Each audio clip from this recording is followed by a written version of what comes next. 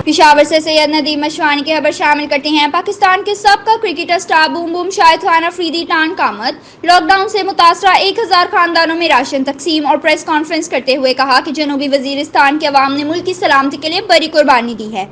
Pakistan cricket team साबिक कप्तान शाहिद खान अफरीदी ने टांक में शाहिद अफरीदी फाउंडेशन की जानिब से लॉकडाउन से मुतासरा 1000 खानदानों में फूड पैकेज तकसीम किए।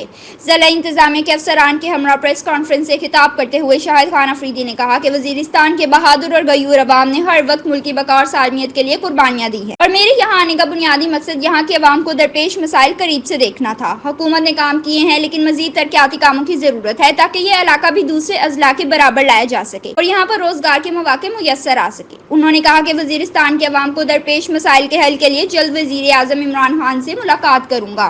काफी अरसे से जो मेरा प्लान बन रहा था यहाँ पे आने का, वो इस वजह से बन रहा था क्योंकि यहाँ के लोगों ने बड़ी कुर्बानियाँ दी हैं इस मुल्क के लिए और यहाँ के लोगों की बड़ी कुर्बानियाँ हैं।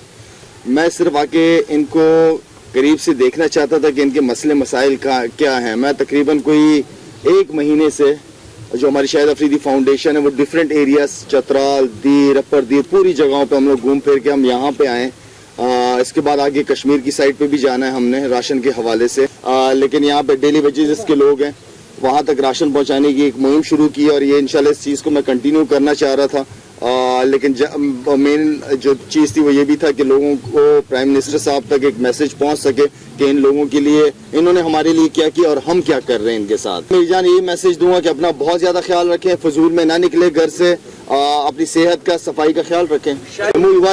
यो कौम दिवा विनम दो और एच मुयू न दा पाकिस्तान दा और दा पाकिस्तान एच दा मुयू मुँह मशरूम पाकिस्तान जिंदाबाद नारा लगा वाले तो मुँह मंदा नारा लगा मुँह नस्लू नबे मंदा नारा ही लगा पाकिस्तान जिंदाबाद।